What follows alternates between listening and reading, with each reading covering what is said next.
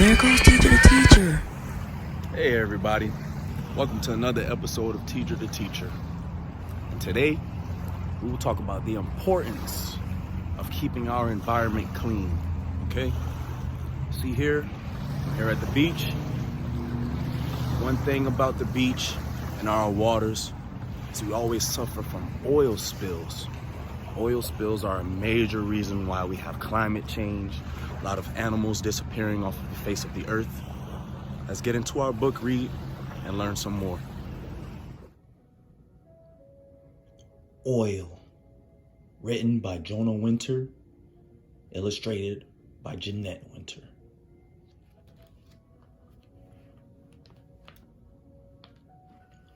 From deep inside the earth it comes.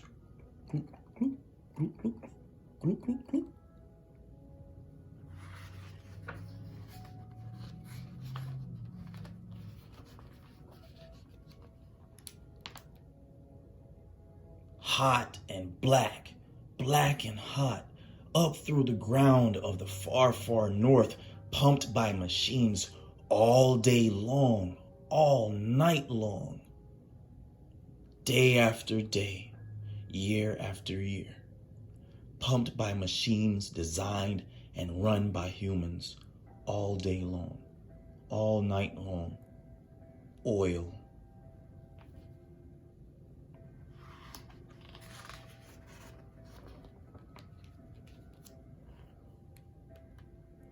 Pumped into a giant pipeline that crosses 800 miles of wilderness.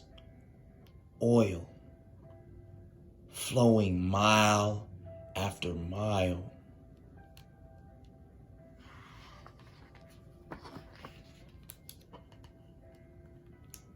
Across the tundra, across what had been unspoiled land, home to native people.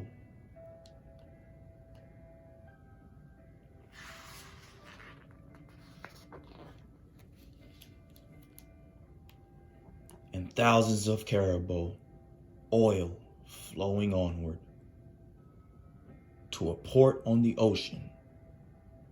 Oil.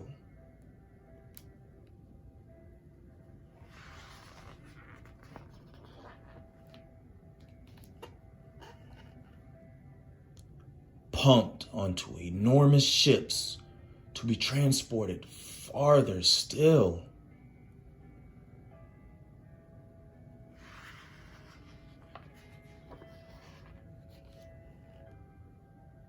One night, one such ship containing oil embarks on its journey out onto the clean, cold ocean water, gliding past gigantic icebergs, moving swiftly through the night, and then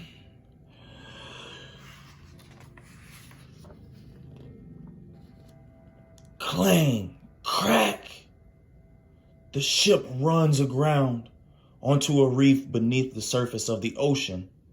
And just like that, oil gushes out of holes, some of them as big as a house. Oil.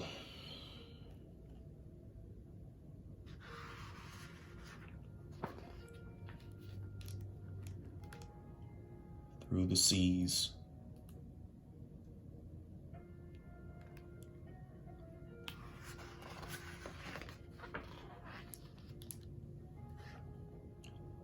Bubbling up to the surface of the water. Thick, black oil spreading.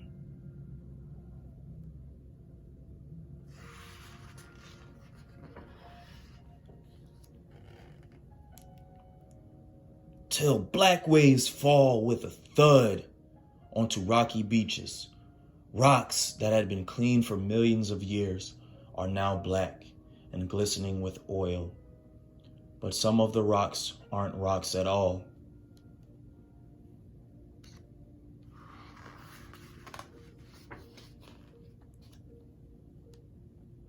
They are seabirds and sea otters.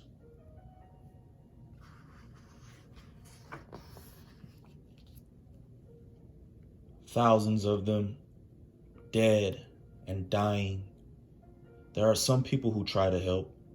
They bring the struggling otters and birds to a rescue center. They bathe the birds and otters, wash away the oil.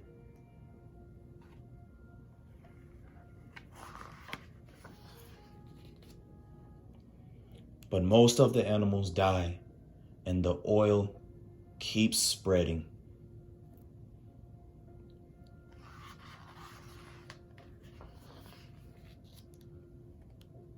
And spreading for days, weeks, months, till the oil covers thousands of miles of ocean.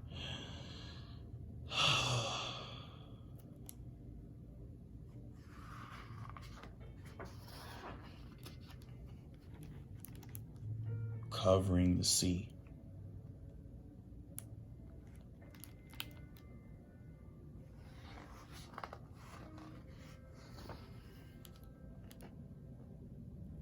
"30 years later, there are thousands of sea otters once again. There are thousands of seabirds once again. But this place is not the same. The herring are gone. Many of the killer whales are gone, never to return. For native people who have fished here for thousands of years, things are not the same. Their way of life still has not yet recovered. But the beaches may look clean, but if you lift a rock, oil seeps up.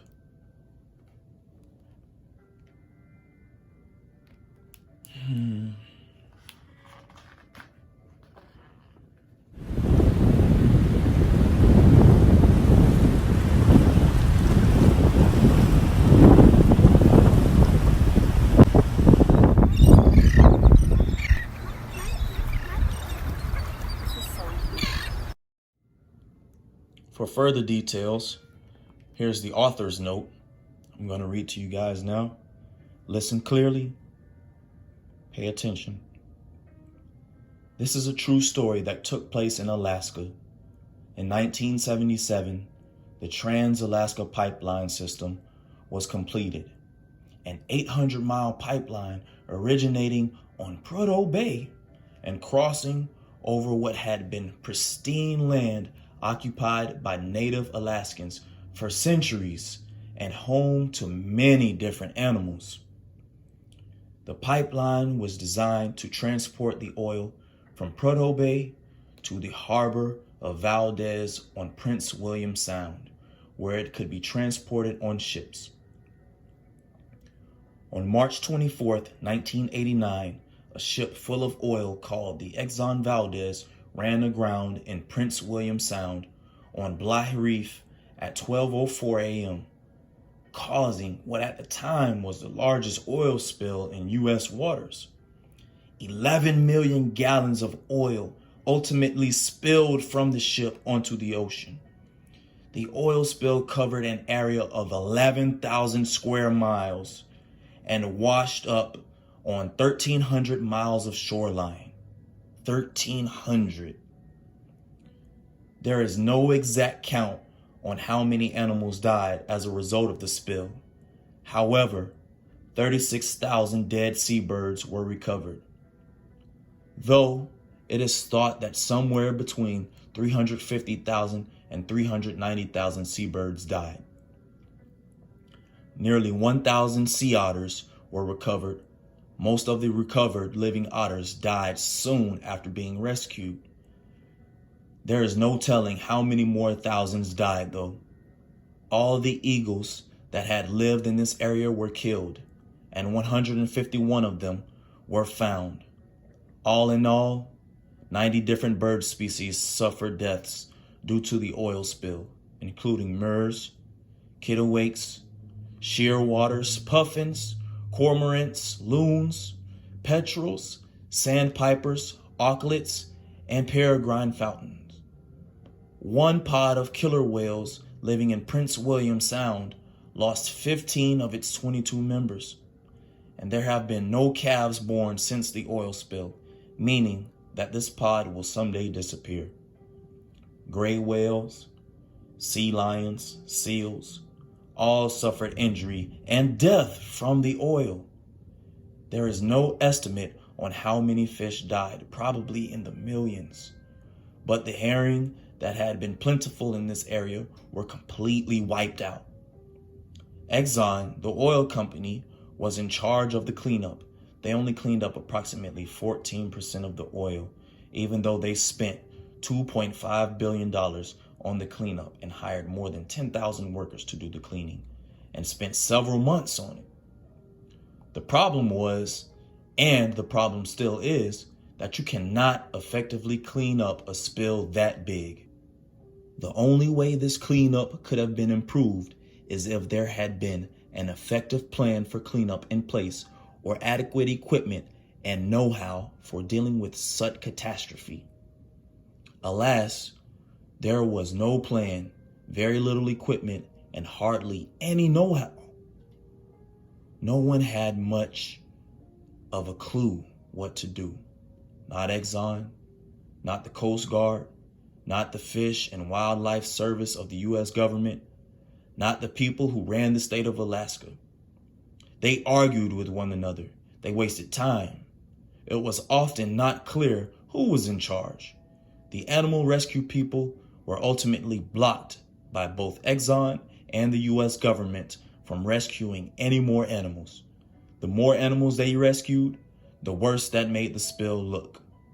And the worse it made Exxon and the government look. The ultimate tragedy is that this oil spill was not a learning experience. Not only would more oil spills happen after this, but an oil spill far worse would happen in the Gulf of Mexico on April 20th, 2010. An oil drilling rig called the Deepwater Horizon exploded, killing 11 workers, spilling 210 million gallons of oil into the Gulf and killing far more animals than the Exxon Valdez spill. Meanwhile, the oil industry makes nearly $6 million a day from oil just in Alaska. And the oil companies continue to have the power to pressure governments into allowing them to drill for oil and transport it through pipelines and on ships where there is always the potential for disaster.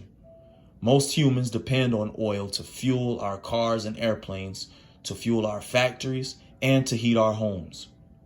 So all of us whose oil are partly responsible for oil spills, such as the one described in this book, and for the climate change, which is also caused by oil, and is an even bigger problem than oil spills. If climate change continues at its current rate, it has the power to wipe out much of the life on this planet. Unless we learn to rely on alternate forms of energy such as wind and solar power, our dependence on oil will make the earth uninhabitable for many life forms, including humans. Okay, as you can see after that read, there's no reason for us to point any fingers at any major companies because we're all to blame for the oil being pushed out into our environment, pushed out into the Gulf of Mexico. If we all team together, do our part, there will no longer be any animals dying of hypothermia. What is hypothermia? Hypothermia is the drop in body temperature severely. So just imagine a fever, but in reverse. All animals that are covered with any type of fur or feathers like birds, sea otters, the oil gets to their fur and then causes it to deteriorate, and it eats at their fur. And now their body has no insulation. It causes them to freeze to death. So let's just keep that in mind. Imagine if it was us. And truth be told, oil spills can be a cause of humans to be even become endangered. So we must keep ourselves together and understand what exactly we are doing to our environment. I'm going to close out on that. Thank you so much for paying attention to the book and coming out with me on a stroll at this beautiful beach here in sunny Sanibel, Florida. Thank you so much. I'm TeeJer the Teacher. I'll see you soon.